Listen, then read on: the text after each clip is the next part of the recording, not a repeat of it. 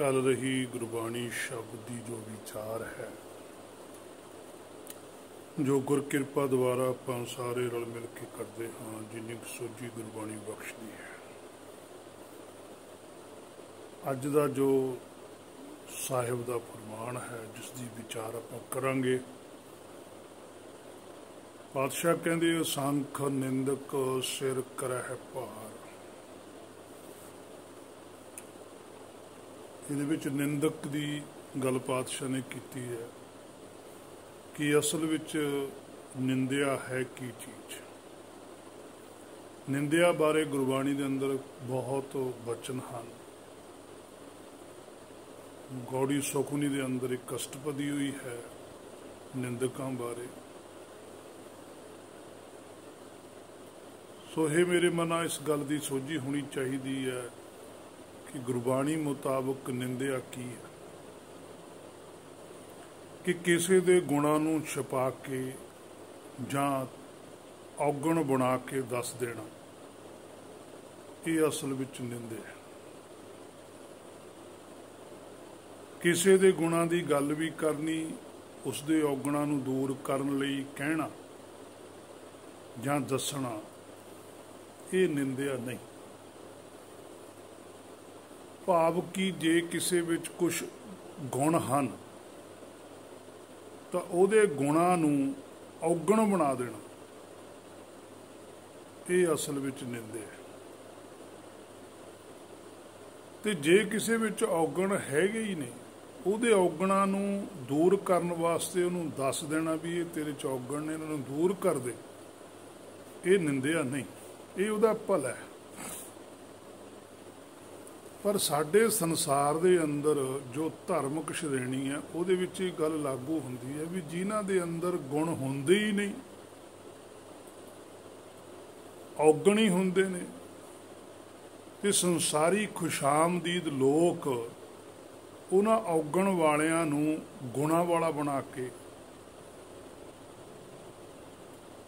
श्रेष्ठ समझदे, ते जिन्हां विच गुण हुंदे ने उन्हां नूं औगण बाणे बना के पेश कर देंगे। ये निंदे है।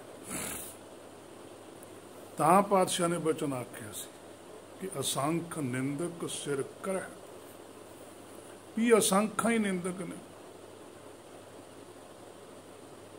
जिवें पातशाह ने गौड़ी सुखनी के अंदर भी लिखा भी संत की निंदा नानका बहुर बहुर युक्ता, कि जिहड़ा संत की निंदिया करता है,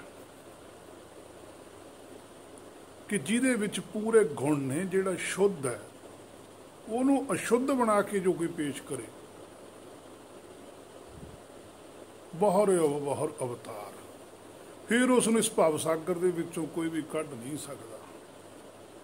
फिर वो भवसागर दे अंदर ही शरीर धारूगा। दूसरे पासे जिहड़ा साडा अपना मन है, वो साडे मूल की निंदिया करदा। साडा मूल है संत। साडा मूल साडे हिरदे चों आवाज़ दिंदा भी किसी का बुरा नहीं करना, ते मन बुरा करदा। साडा मूल चाहुंदा अंदरों भी ये संसार दे विच कुछ नहीं रखिया, 2-4 दिन की दिहाड़ी की जिंदगी है, प्रेम भावना नाल सब नाल रल मिल के रहीए, चंगे गुणां की गल करिए, चंगे बोलां की गल करिए। पर मन उन्हां गल्लां नूं बदल दिंदा है। ये निंदे है। फिर उस मन नूं, उस आत्मा नूं दोबारा शरीर धारने पैंदे। गुरबाणी ये भी गल आखदी है, निंदिया भली किसे की नाहीं, मन मुख मुग्ध करा। मन मुख जदों मन बुद्धि रल जाते तो मुग्ध बन जाता, पत्थर बन जाता। पता हुंदा इनू कि इहदे विच ये औगण नहीं है, पर बना के पेश करदा। पता हुंदा कि अपने अंदर की मनोवृत्ति की है, वो गल की परवाह ही नहीं करदा। पता हुंदा भी ये गल सच्ची है, पर उन्हें झूठी बना के पेश कर दिंदा। ये दरगाह च निंदे है, वो इस चीज़ का जवाब मंगणगे। भी तेन पता सी भी तू जान के खराब की। मन जानत सब बात, जानत ही औगण करे, औगण ही निंदे। सो गुरबाणी औगणा नूं दूर करदी है, गुणा नूं संग्रह करने वास्ते सोझी बख्शदी है। सो असंख्या ही ने पातशाह कहते जिहड़े निंदक ने, ते जिवें उस वेले धार्मिक आगूआं ने औरत दी रज के निंदिया की, सो अज भी उन्हां दे ग्रंथां विच इह गल लिखी हुई है, तुसीं पढ़ सकदे हो कि जिहड़ी इस्त्री हुंदी है ये बड़ी भैड़ी हुंदी है। इस्त्री दा काफ़ी हद तक विरोध किया गया दूसरे धार्मिक ग्रंथां दे अंदर जां धार्मिक श्रेणी दे अंदर, पर भगत साहिबाना ने आके ये गल आखी भी तुसी इस्त्री नूं माड़ा ना कहो। इस्त्री दा कोई दोष नहीं है, पर इस्त्री नूं बराबर भी नहीं मन्निया, गुरमत च बराबर नहीं मन्निया, पर माड़ा कहण तो रोकिया भी है। ये गल भी बड़ी बरीकी नाल समझण वाली है। धर्म दे विच सिख मत दे अंदर इस्त्री दा बहुत ज़्यादा सत्कार है, हर एक दा ही सत्कार है। सत्कार करन दा भाव ये नहीं हुंदा कि वो चीज़ उहदे बराबर आ जाए।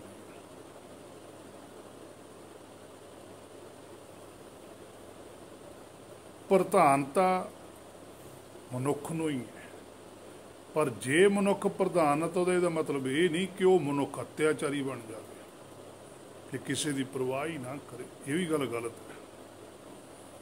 सिख मत दे अंदर इस्त्री नूं सत्कारयोग रखे, निंदिया करन तो रोके,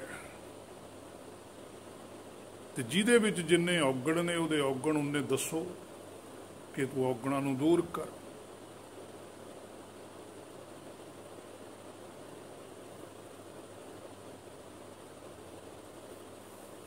ਉਹਦੀ ਥਾਂ ਤੇ ਗੁਣਾਂ ਦਾ ਧਾਰਨੀ ਬਣ।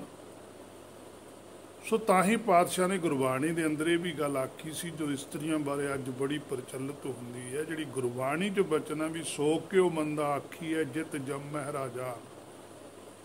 पातशाह कहते भी तुसी निंदिया क्यों करदे हो, किसी नूं नीवा क्यों दिखाउंदे हो। जित जम राजा कि जिहड़े बड़े बड़े धार्मिक लोग ने अपने आप नूं कहाउंदे ने, चाहे वो राजे ने, वो भी किसी इस्त्री दे द्वारा ही इस संसार च आए। वही धार्मिक आगू उस इस्त्री की निंदिया करी जाते, भावें वो मनुख ही ने। जे वो इस्त्री ना होंदी तो फिर वो मनुखा तन कित्थों मिलदा।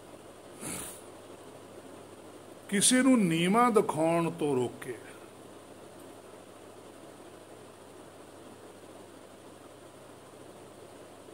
कि तुसी किसी नूं नीवां ना दिखाओ।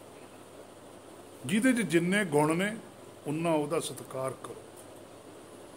इस्त्री च बेअंत गुण ने, उहदे गुणां दा सत्कार करना फर्ज है। पुरुष दे विच बेअंत गुण ने, उन्हां दा सत्कार करना फर्ज है।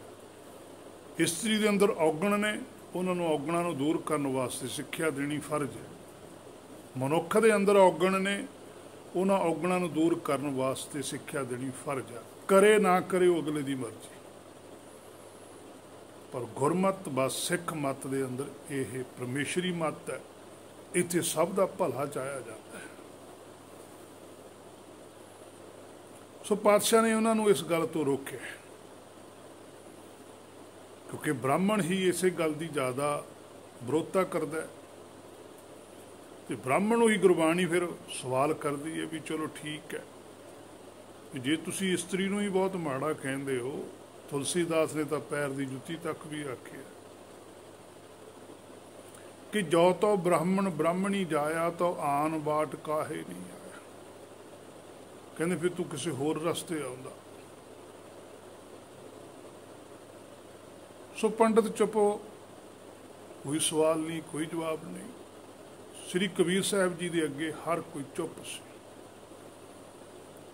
क्योंकि कबीर साहब जी ने उन्होंने ब्राह्मण लोगों को शरीर तो तोड़ के जोत ते ले जाना चाहा कि शरीर नूं छड्डो। शरीर चाहे इस्त्री का चाहे पुरुष का, ये माया है। तुसीं गल जोत दी करो, जात दी ना करो। जात किसी दी कोई भी है, संसार च कोई फर्क नहीं है, जोत च फर्क है। किसी दी जोत ज़्यादा प्रचंड है, किसी दी घट है। तिथै ज्ञान खंड में ज्ञान प्रचंड, किसी को प्रचंड है। हुण कबीर साहब के हिरदे च प्रचंड जोत है, गुरु नानक साहब के हिरदे च प्रचंड है। ताही उन्हां दे नाल जो सवाल जवाब हुंदे हैं ना,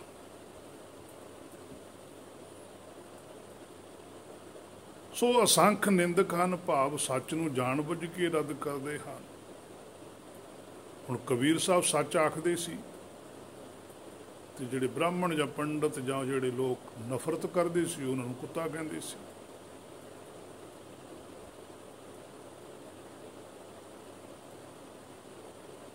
सो जिहड़े इस तरह के लोग हुंदे आ उन्हां नाल की हुंदा, असंख निंदक सिर करह भार, कि गुणा वाले पुरुष की औगण बना के शोभा पेश करना उन्होंने, ਉਹਦੇ ਨਾਲ फिर की हुंदा, सिर करै भार।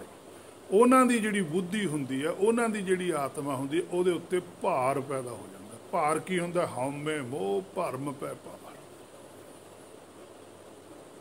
वो ऐसे भरम दे विच पै जांदे ने कि उन्हां नूं पता ही नहीं लगता कि असीं इत्थे करन की आए।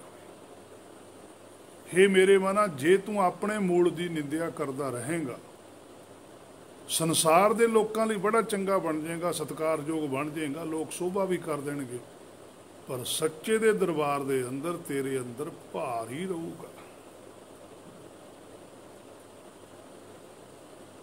असंख निंदक, जिहड़ा निंदक पुरुष है ਉਹਦੇ सिर के उपर भार हुंदा, वो निंदिया ही तां करदा जे ਉਹਦੇ सिर के उपर भार है, जे ਉਹਦੀ बुद्धि के उपर भरम है, हौमे है, मोह है, तां ही वो सच नूं झूठ बना के पेश कर दिंदा,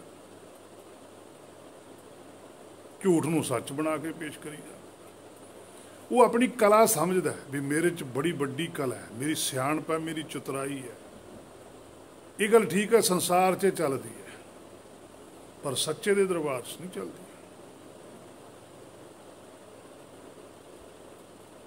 सच्चे का दरबार कित्थे है? खुद अपने अंदर, खुद आप नूं तां पता ही हुंदा है।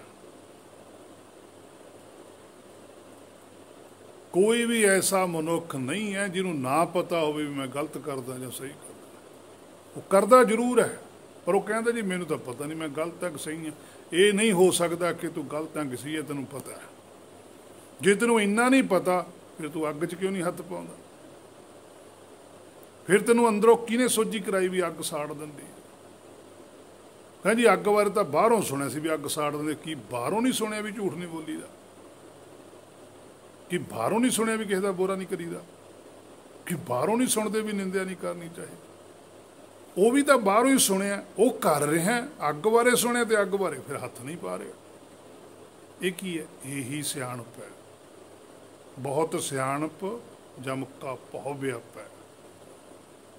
यही निंदे है, यही सिर के उपर भार आउंदा। पातशाह बुद्धि के उपर इन्ना ज़्यादा भार पै जांदा है, इत्थों तक चले जांदा है वो जीव कि जिहड़े सच कहण वाले हुंदे आ उन्हां दे शरीर नूं खत्म करन वास्ते घाड़तां घटन लग जांदा है। ते फिर शरीर खत्म भी करवा दिंदा। इन्हां पखंडी धार्मिक आगुआं दे सिर दे उत्ते अज भी बथेरा भार देखण नूं मिलदा है। ਅੱਜ ਦੇ ਸੰਸਾਰੀ ਤੌਰ ਤੇ ਜਿਹੜੇ ਸੰਤ ਨੇ ਉਹ ਦੂਜੇ ਸੰਤ ਨੂੰ ਦੇਖ ਕੇ ਨਹੀਂ ਚੰਗਾ ਸਮਝਦਾ,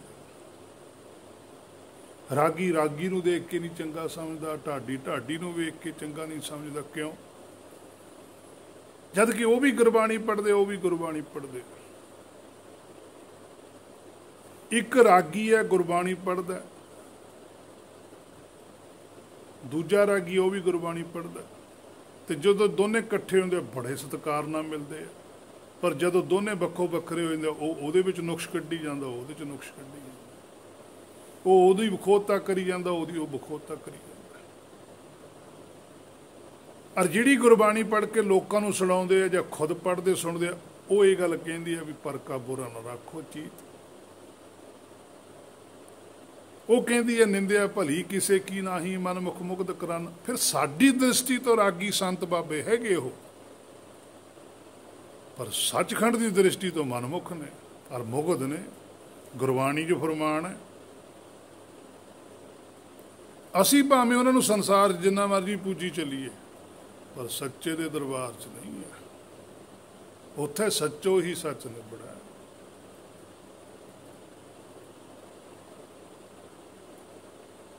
ਪਰ ਦੂਸਰੇ ਪਾਸੇ ਹਰ ਕੇ ਸੰਤ ਨੇ। ਇਹ ਸੰਸਾਰ ਦੇ ਵਿੱਚ ਇਕੱਲੇ ਸੰਤ ਨੇ, ਤੇ ਦਰਗਾਹੀ ਜਿਹੜੇ ਨੇ ਉਹ ਹਰ ਕੇ ਸੰਤ ਨੇ। ਦਰਗਾਹ ਵੱਲੋਂ ਰਾਗੀ ਕੋਈ ਨਹੀਂ, ਦਰਗਾਹ ਵੱਲੋਂ ਅਨੁਰਾਗੀ ਨੇ।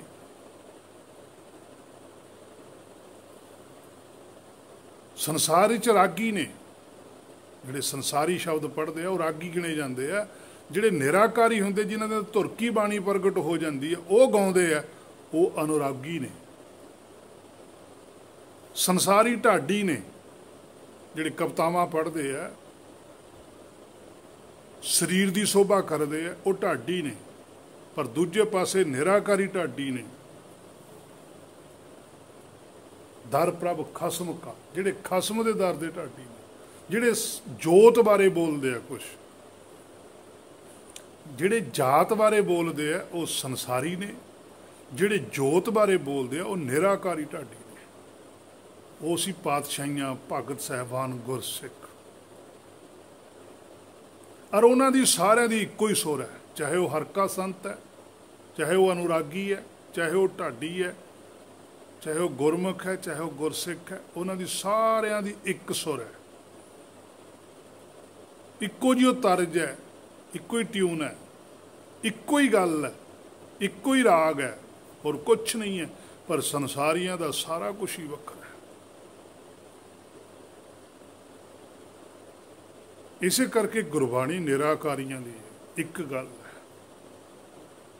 ਨਾਨਕ ਲੇਖੈ ਇੱਕ ਗੱਲ, ਸਿਰਫ ਜੋਤ ਤੇ ਟਾਰਗੇਟ ਹੈ, ਹੋਰ ਹਉਮੈ ਚੱਖਣਾ ਚ। ਬਾਕੀ ਪਾਤਸ਼ਾਹ ਕਹਿੰਦੇ ਸਭ ਹਉਮੈ ਦੇ ਝੰਡੇ ਹੈ। ਕੋਈ ਛੋਟਾ ਚੱਕੀ ਫਿਰਦਾ, ਕੋਈ ਵੱਡਾ ਚੱਕੀ ਫਿਰਦਾ, ਸਭ ਹਰ ਕੋਈ ਆਪਣੀ ਹੋਂਦ ਨੂੰ ਇੱਥੇ ਰੱਖਣਾ ਚਾਹੁੰਦਾ ਹੈ। ਇੱਕੋ ਇੱਕ ਗੁਰਮੁਖ ਹੈ ਜਿਹੜਾ ਆਪਣੀ ਹੋਂਦ ਗਵਾਉਣੀ ਚਾਹੁੰਦਾ, ਆਪਣੇ ਮਾਲਕ ਦੀ ਹੋਂਦ ਰੱਖਣੀ ਚਾਹੁੰਦਾ। ਤਾਂ ਹੀ ਗੁਰਬਾਣੀ 'ਚ ਇਹਨਾਂ ਨੇ ਦਾਸ ਲਿਖਾਇਆ ਆਪਣੇ ਆਪ ਨੂੰ, ਵੀ ਦਾਸ ਦਾ ਤਾਂ ਕੋਈ ਮਾਲਕ ਹੁੰਦਾ। ਤੇ ਹੁਣ ਸਾਡੇ ਤਾਂ ਇੱਥੇ ਮਾਲਕ ਕਹਾਉਂਦੇ ਆ, ਮਾਲਕ ਦਾ ਤਾਂ ਫਿਰ ਭਾਈ ਕੋਈ ਨਹੀਂ ਹੁੰਦਾ। ਸੋ ਤਾਂ ਹੀ ਇਹਨਾਂ ਦਾ ਫਿਰ ਵਿਰੋਧ ਹੁੰਦਾ ਗੁਰਮੁਖਾਂ ਦਾ, ਵੀ ਇਹ ਤਾਂ ਸਾਡੀਆਂ ਸਾਰੀਆਂ ਗੱਲਾਂ ਨੂੰ ਵੀ ਰੱਦ ਕਰੀ ਜਾਂਦੇ। ਸੋ ਕਦੋਂ ਹੋਏ ਸੀ ਕਬੀਰ ਸਾਹਿਬ ਜੀ, ਕਦੋਂ ਹੋਏ ਗੁਰੂ ਨਾਨਕ ਸਾਹਿਬ, ਕਦੋਂ 10ਵੇਂ ਪਾਤਸ਼ਾਹ। ਤੇ ਇਹਨਾਂ ਦੀ ਸਾਰਿਆਂ ਦੀ ਇੱਕੋ ਹੀ ਗੱਲ ਹੈ। ਇਹਨਾਂ ਸਾਰਿਆਂ ਨੇ ਗੁਰੂ ਪਰਮੇਸ਼ਰ ਨੂੰ ਮੰਨਿਆ, ਆਪਣੇ ਆਪ ਨੂੰ ਦਾਸ ਕਹਾਇਆ। ਤੇ ਦੂਜੇ ਪਾਸੇ ਜਿਹੜੇ ਦੂਜੇ ਨੇ ਉਹ ਆਪਣੇ ਆਪ ਨੂੰ ਗੁਰੂ ਕਹਾਉਂਦੇ ਆ, ਦੂਜਿਆਂ ਨੂੰ ਦਾਸ ਬਣਦੇ। ਸੋ ਹੈ ਮੇਰੇ ਮਨਾ, ਇਹ ਗੱਲ ਨੂੰ ਚੰਗੀ ਤਰ੍ਹਾਂ ਸਮਝ ਲੈ, ਵਿਚਾਰ ਲੈ ਕਿ ਕਦੇ ਵੀ ਕਿਸੇ ਦੀ ਨਿੰਦਿਆ ਨਹੀਂ ਕਰਨੀ। ਆਪਣੇ ਮੂਲ ਦੀ ਗੱਲ ਨੂੰ ਮੰਨਣਾ, ਆਪਣੇ ਮੂਲ ਦੀ ਗੱਲ ਨੂੰ ਨਾ ਮੰਨਣਾ ਨਿੰਦਿਆ। ਗੁਰਬਾਣੀ ਦੀ ਗੱਲ ਨਾ ਮੰਨਣੀ ਹੈ ਮੇਰੇ ਮਨਾ ਨਿੰਦਿਆ। ਜੇ ਤੂੰ ਗੁਰਬਾਣੀ ਦੀ ਗੱਲ ਨਹੀਂ ਮੰਨੇਗਾ, ਤੂੰ ਵੀ ਅਸੰਖਾਂ ਵਿੱਚ ਹੀ ਗਿਣਿਆ ਜਾਵੇਗਾ। ਜੇ ਗੁਰਬਾਣੀ ਦੀ ਗੱਲ ਮੰਨ ਕੇ ਉਹਦੇ ਤੇ ਭਰੋਸਾ ਕਰਕੇ ਚੱਲੇਗਾ, ਫਿਰ ਬਿਰਦਿਆਂ 'ਚ ਗਿਣਿਆ ਜਾਵੇਗਾ। ये हुण तेरे ते है कि तू करना की है। उस तो अगे पातशाह कहते असंख निंदक करह सिर भार, असंख निंदक सिर करह भार, नानक नीच कह विचार। सो पातशाह आखते हैं कि देखो जिन्नी हुण तक तां विचार कीती है, भावें वो संसारी तौर पर किन्नी मर्जी उच्चे सर्व श्रेष्ठ क्यों ना हो, असल विच वो श्रेष्ठ नहीं।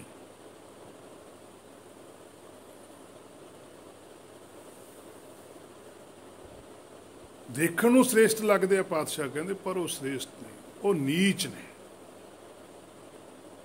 उन्हां दी मैं विचार कीती है तुहानूं सुचेत करन वास्ते भी तुहाडी दृष्टि तो संसार दे विच बड़े उच्चे ने।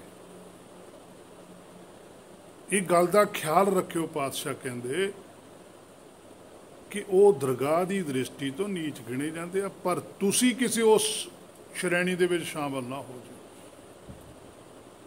जे तुसी उस श्रेणी दे विच शामिल हो गए, अपने आप नूं कर लिया, तो तुसी दरगाह च नीच गिने जाओगे, संसार दे विच भावें तुहाडी शोभा हो जाए।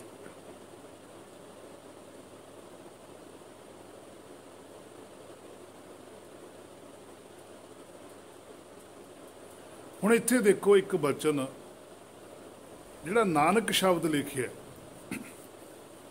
इहदे थल्ले औंकड़ है। पूरी शुरुआत की जिहड़ी पहली गुरबाणी है, इहदे अंदर 2 वारी नानक शब्द के थल्ले औंकड़ आउंदी है, बाकी किते नानक के थल्ले औंकड़ नहीं है। इत्थे तां नानक के थल्ले औंकड़ पाई है, क्योंकि जे इत्थे औंकड़ ना हुंदी तो नानक नीच बन जाना सी। कईयां ने अर्थ करना सी भी नानक जी आप अपने आप नूं नीच मनदे, कहे विचार भी वो विचार करते अपने आप नूं नीवा। गुरु नानक साहब तो नीच है ही नहीं, वो तो उत्तम ने, वो तो श्रेष्ठ ने, हुक्म उन्हां दे हिरदे च है। वो आप श्रेष्ठ ने, एक ने। जिहड़े नीच ने उन्हां दी विचार दसदे, उन्होंने विचारां नूं तां दस्सिया, विचारां नूं भी तुसी भाई नीच तो उत्तम बन सकते हो। जे कोई बच्चा फेल हो गया, उन्होंने तुसी पास कही चलो तो मूर्खता ही है। उन्होंने फेल होए नूं फेल कहना सच्चाई है, पर उन्होंने हौसला देना कि फिर की होया, जे तू फेल हो गया तो पास हो जाएगा, अगली बारी पढ़ाई कर।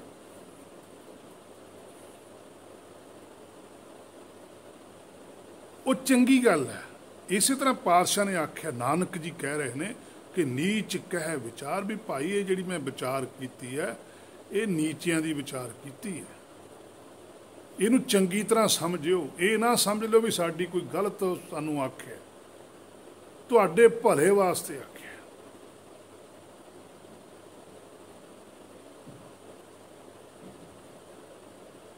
गुरबाणी च नीच शब्द नीवा होण ते भी लिखिया, जिमें गुरबाणी च आउंदा जिथे नीच समालीअन तिथे नदर तेरी बख्शीश। हुण इत्थे जिहड़ा नीच शब्द है, इहदा भाव की जिथे नीच समालीअन, कि जिहड़ा दास है, इत्थे दास है, उत्थे जिहड़ा नीच है वो मायाधारी है, वो हौमे ना भरिया होया, वो संसारी शोभा चाहुंदा है, संसार च होंद रखनी चाहुंदा है, पर अपने आप नूं दास कहा रहा है, कहा दास रहा है, पर अंदर जिहड़ी हैगी भुख है वो माया दी है। अंदरों वड्डा बनना चाहुंदा है, बाहरी संसारी तौर पर लिखा लैंदा अपने नाम दे नाल दास।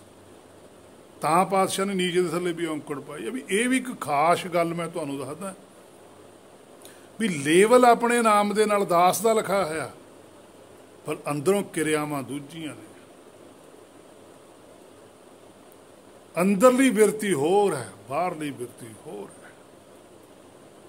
इत्थे पातशाह ने तां लिखिया जिथे नीच समालीअन, कहंदे जिथे असल में जिहड़ा नीच है, दास है, गुरमुख है, वो अपने हिरदे च समा जांदा है, अपने मूल च समाउंदा है। तिथे नदर तेरी बख्शिश, उत्थे नदर हुंदी है, उत्थे बख्शिश हुंदी है। उस नीच ते बख्शिश हुंदी है, उस दास के उपर किरपा हुंदी है। की किरपा हुंदी है कि उन्होंने हुक्म मिल जाता है। दास हुक्म नूं प्राप्त करके भी दास बनिया रहिंदा। वो मालक नहीं कहाउंदा, वो कहंदा नहीं मैं दास है। हालांकि उहदे कोल परमेश्वर वालों अथॉरिटी हुंदी है, पर वो कहंदा नहीं मैं दास ही है। पर जिन्हां कोल परमेश्वर वालों कोई अथॉरिटी नहीं, वो बाहरों दास लिखाउंदे ने, अंदरों मालक की फीलिंग लेंदे, अंदरों मालकां वांगू ट्रीटमेंट भालदे है। बाहरों कहणगे जी असीं तां संगतां दे दास हाँ जी, इस तां सेवक हाँ, झाड़ू बरदार हाँ, जद कि उन्होंने कदे झाड़ू फेरिया भी नहीं हुंदा।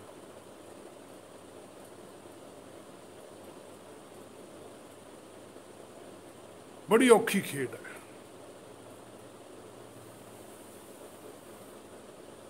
सो 167 अंग के उपर भी पातशाह कहते मेरे राम यह नीच कर्म हर मेरे। मेरे राम हुण मन कहंदा कि हे मेरे राम ये नीच कर्म, कि आ जिहड़ी मेरी सोच है ये तो बहुत नीवी है। हर मेरे, हे मेरे हर जी, हे मेरे मालका, मैं जो कुछ भी सोचदा मैं तो बहुत नीवा, मैं तो बहुत थोड़ा सोचदा। मेरी सोच तो, मेरा कर्म मेरा तो बहुत छोटा, पर तू मेरे ते किरपा कर, मेरी इस सोच नूं विशाल कर, त्रै काल सोझी बख्श।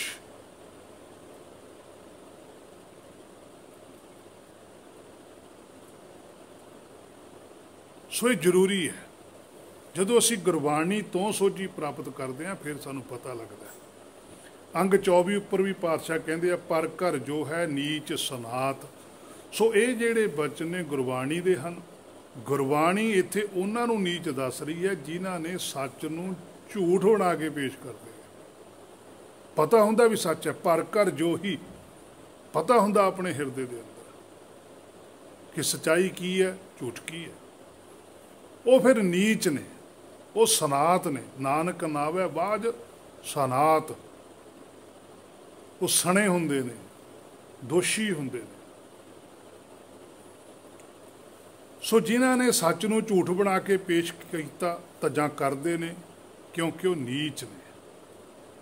इसे करके उन्हां नीचां दे नाल पातशाह ने शब्द सनात लाता।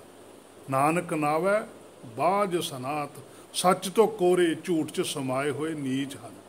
जिमें रब नूं भी माया च आया सिद्ध करना, ये सनात है, ये नीच ने। पता है भी परमेश्वर शरीर च नहीं आउंदा, जोनी नहीं आउंदा, पर फिर भी कहंदे रब आया। वो भी फिर भी आखी जाते हैं भी रब ने अवतार धार लिया जी, तो नाले कही जाणगे जी निर्लेप है जी, रब जूनी च नहीं आता, नाले कही ने जूनी च आया भी। दोने गल्लां ते रखते सैटिस्फाई नहीं होंगे, दावे ना नहीं कह सकते, बेवाकी ना नहीं बोल सकते। बेवाकी ना बोलिया पातशाह सो मुख जलो जे कहे ठाकर जोनी आवे। कहते वो मूँह सड़ जाना चाहिए जोड़ा कि परमेश्वर जूनी च आ गया। गुरबाणी फरमान ने, पर असीं तां गुरबाणी दे फरमान भी बदलते। सच इको ही है, दूजा नहीं है, दूजा झूठ है। तां ही पातशाह ने लिखा दुई कुदरत साजी है। हुण दुई कुदरत साजी है तो साजन वाला कोई होर है, फिर वो सच्चा है। साजी चीज़ कदे भी खत्म हो सकती है। कर आसन डिठो चाओ, आसन है उसका, तो डिठो चाओ दा हुक्म चलदा सारे पासे। मूर्ति बनाउण वाला मूर्ति च नहीं हुंदा। इन्ना क थोड़ा जिहा हे मेरे मना तू समझ लै, वो बाखो हुंदा। मूर्ति च उहदी कला झलकदी है। सो माया कला है उसकी, पर वो आप निर्लेप है। अज भी बहुत हैं सच नूं झूठ बनाउण वाले ते भरम च पाउण वाले, जिन्हां दी गिणती असंख है। इस भरम नूं समझण वाला कोई बिरला हुंदा। पातशाह कहंदे भगतां नाल भी बेअंत साखियां लिख दित्तियां जो उन्हां दी लिखी गुरबाणी दे उल्ट ने। जिवें धन्ना जी ने पत्थर चो रब पैदा किया, गुरबाणी तो उल्ट है। नामदेव जी ने मूर्ति नूं दुध पिलाया, गुरबाणी तो उल्ट है। धन्ना जी दे नक्के मोड़े, गुरबाणी च नहीं आउंदा। एक भी थां ते कोई पंक्ति दिखा दे, मूर्ति पूजा की भगत साहिबाना ने खंडन किया, पर उन्होंने नाल साखियां जुड़ गई। सारा कुछ उल्ट चलिया, पर साडे गुरबाणी भी पढ़ी जाते, उन्होंने चीज़ों भी मनी जाते। सारा कुछ चलता है संसार च। सो हे मेरे मना, तू इस गल तो बच के नहीं। तू संसार नूं ना वेख, तू निराकार नूं वेख, गुरबाणी नूं वेख। जिहड़ी गल ते गुरबाणी मोहर लाउंदी है उह गल नूं अखां मीच के मान लै कि जो गुरबाणी ने कहता सच। जिहड़ी गल नूं गुरबाणी नहीं मानदी, भावें सारा संसार मनदा है, हे मेरे मना तू ना मने। जे तू मन गया फिर तू फस गया, क्योंकि गुरबाणी ने गल कह दी कि पाहन में परमेश्वर ना है। बस पत्थर च रब नहीं होंदा, ते जे पत्थर चो रब निकलदा होंदा तो पंक्ति गुरबाणी च ना आउंदी, 10वें पातशाह ना लिखदे, क्योंकि उन्होंने पता सीगा।